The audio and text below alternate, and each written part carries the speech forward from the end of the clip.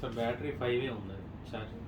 ఏది నాదా వచ్చినంత రోలా రోలి. నమస్తే, వెల్కమ్ టు మనం టీవీ. నేను మీ ప్రియాంక. వెన్నుముకకు సంబంధించి మనం ఎప్పుడు ఏదో ఒక ప్రాబ్లమ్ని ఫేస్ చేస్తూనే ఉంటాం. అంటే చాలా మంది అంటారు నిటారుగా ఎక్కువసేపు కూర్చోలేకపోతున్నామని చెప్పేసి, ఒంగోని లేవలేకపోతున్నామంటూ అంటుంటారు. అసలు ఈ వెన్నుముకకు సంబంధించి ఎందుకు మనం ఇన్ని ప్రాబ్లమ్స్ ఫేస్ చేస్తాం, దీనికి ఎలా ప్రధాన కారణాలు ఏంటి అనేది మనం డాక్టర్ గారిని అడిగి తెలుసుకుందాం. ఈ రోజు మనతో పాటు ఆర్థో సర్జన్ డాక్టర్ విజయభాస్కర్ గారు ఉన్నారు. వారితో మాట్లాడి మరిన్ని విషయాలు తెలుసుకుందాం. నమస్కారం సార్. సార్, ఎక్కువగా తరచూ వింటూ ఉంటాము వెన్నుముకకు సంబంధించి ఎక్కువ సమస్యలు ఫేస్ చేస్తూ ఉంటారు. అసలు ఎందుకు వెన్నుముకకి ఇన్ని సమస్యలు రావడానికి ప్రధాన కారణం ఏంటి?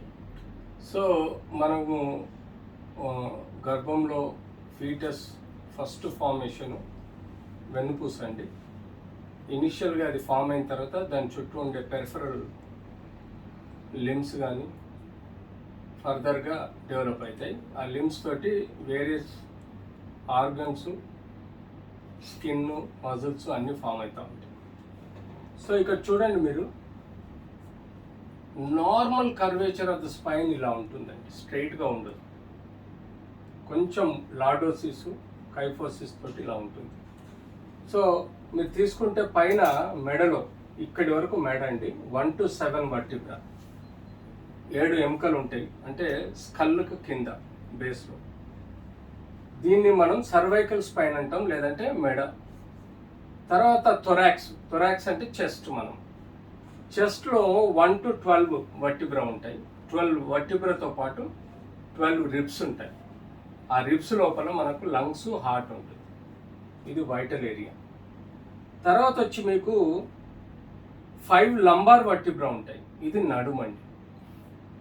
నెక్, వీపు, నడుములో కూడా మనకు లంబార్ వర్టిబ్రే 5 ఉంటాయి, 1 to 5 ఉంటాయి.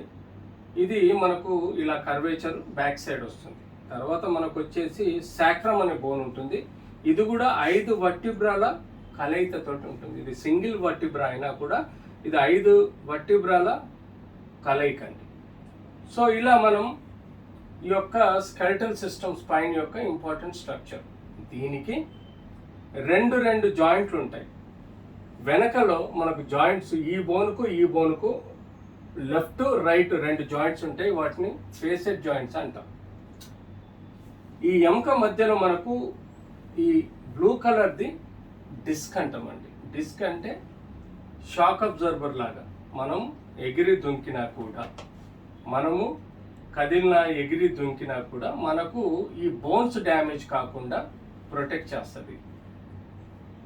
వెహికల్కి ఎలాగైతే షాక్ అబ్జర్వర్ ఉండి దానికి చుట్టూ ఆయిల్ సీల్ ఉండి లోపల ఆయిల్ ఉంటుందో, దీనికి కూడా చుట్టూ ఆయిల్ సీల్ లాంటి ఫైబ్రస్ బ్యాండ్ ఉండి లోపల జెల్ లాంటి టిష్యూ ఉంటుంది, ఫైబ్రస్ టిష్యూ ఉంటుంది.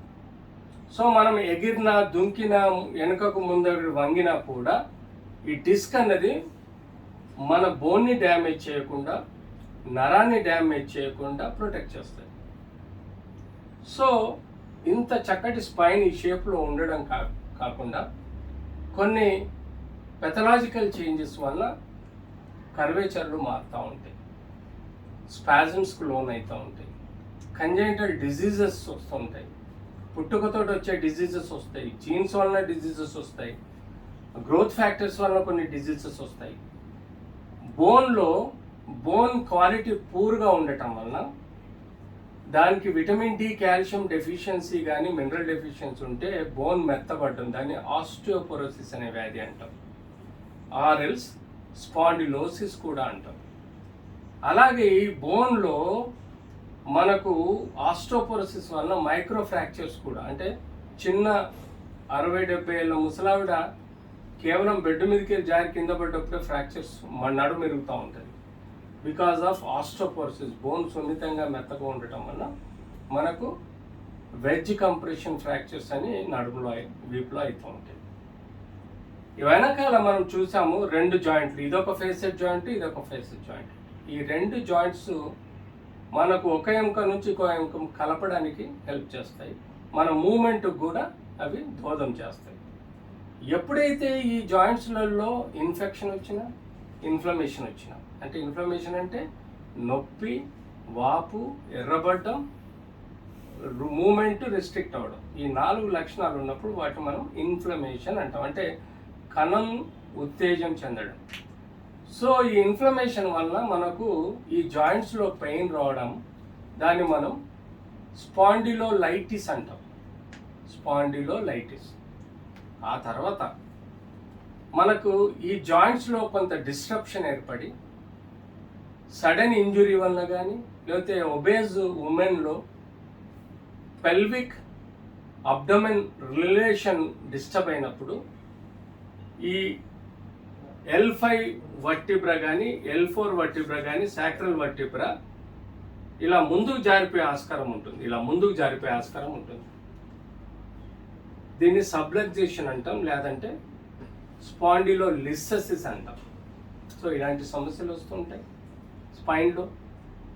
అంతేకాకుండా బోన్స్లలో గడ్డలు, ట్యూమర్స్, బినైన్ ట్యూమర్ రావచ్చు, క్యాన్సరస్ ట్యూమర్ రావచ్చు. అంతేకాకుండా ఈ యొక్క వెన్నుపూసలో కెనాల్ ఉంటుంది. బోన్స్లలో ఒక కెనాల్ ఉంటుంది. మెదడు నుంచి బ్రెయిన్, అంటే మెదడు నుంచి మనకు ఒక దొడ్డు తాడు లాంటి నరము కింది వరకు పోతుంది మనకు. అంటే బటక్ వరకు కూడా నరం వస్తుంది. దాన్ని మనము స్పైనల్ కార్డ్ అంటాం. ఈ సున్నితమైన స్పైనల్ కార్డు మనకు మోటార్ సెన్సరీ ఇంపల్స్ని, అంటే మీటర్ నుంచి స్విచ్ బోర్డు నుంచి లైట్కి ఎలాగైతే వైర్లు వస్తాయో అలాగే మెదడు, వెన్నుపూస, కాళ్ళల్లో ఉండే భాగాలకి పవర్ సప్లై చేస్తుంది. సపోజ్ నేను ఇక్కడ చేయి పెట్టాను, ఇక్కడ వేడిగా ఉంది అని నాకు స్పర్శ తెలియగానే ఈ ఇంపల్సెస్ చేతి ద్వారా మెదడుకు పోయి, మెదడు ఏం చెప్తుందంటే నన్ను చేయి తీయమని చెప్తుంది. చెయ్యి తీసేదాన్ని మనం మోటార్ యాక్టివిటీ అంటాం. అక్కడ వేడి ఉందని తెలుసుకోవడానికి సెన్సార్ యాక్టివిటీ అయితే, చెయ్యి తీసేయమని నా బ్రెయిన్ చెప్పడాన్ని మోటార్ యాక్టివిటీ. సో కండరాలు ఉపయోగించి నేను చెయ్యి తీస్తాను. సో ఇలాంటి ఇంపల్స్ మనకు ఈ వెన్నుపూస నరం ద్వారా సర్క్యులేట్ అవుతుంది. అంతేకాకుండా అందులో గడ్డలు కూడా ఫామ్ అవ్వచ్చు. కొన్ని సిరింగోమైలి అనే రోగాలు ఉంటాయి, కంప్రెషన్ ప్రాబ్లమ్స్ ఉంటాయి, ఫ్రాక్చర్స్ తోటి పక్షవాతం రావచ్చు, కార్డియోప్లేజియా అంటే మొత్తం కాలు చేతులు పడిపోవచ్చు. మెడలో ఉన్న నరం, ఫ్రేనిక్ నర్వ్ అన్నది ఒకటి నొక్కపోతే ఊపిరితిత్తులు ఆగిపోవచ్చు. ఎందుకంటే ఊపిరితిత్తులు పనిచేయడానికి ఆ నరం పనిచేస్తుంది. దీనికి తోడు మనం ఈ మధ్యన ఒక డిస్క్ చూసాము. ఈ డిస్క్ బర్స్ట్ అయిపోయి వెనకాల ఉండే నరాన్ని నొక్కటం వల్ల కూడా మనకు ఈ యొక్క నరంలో స్పర్శ తగ్గిపోయి, బలం తగ్గిపోయి, ఈ నడుము నరాలన్నీ వెన్నుపూసలో ఫామ్ అయ్యి కింది వరకు కాలు కొన వరకు పోవడం, దానివల్ల కూడా మనకు షియాటికా ప్రాబ్లమ్స్ రావడం, ఇలాంటి ఎన్నో సమస్యలు, bacterial infection, tuberculosis infection, viral infections, trauma, injuries. So ఇలాంటి ఒక 30-35 రకాల స్పైన్ ప్రాబ్లమ్స్ మనం రోజు చూస్తూ ఉంటాం. సో స్పెసిఫిక్గా మనం వినేది spondylosis, spondylitis and disc prolapse, sciatica. ఇవి కామన్గా మనం వింటుంటాం. ట్యూమర్స్ అవన్నీ వెరీ రేర్గా ఉంటాయి. సో ఈ డిస్క్ ప్రొలాప్స్ విషయం మనం మరొక వీడియోలో క్లియర్గా చెప్పుకుందాం. Thank you so much sir. Next చిన్న పిల్లల్లో ఎందుకు ఎక్కువ మనకి ప్రాబ్లమ్స్ వస్తాయి? ఏం ప్రాబ్లం? ఆర్థో.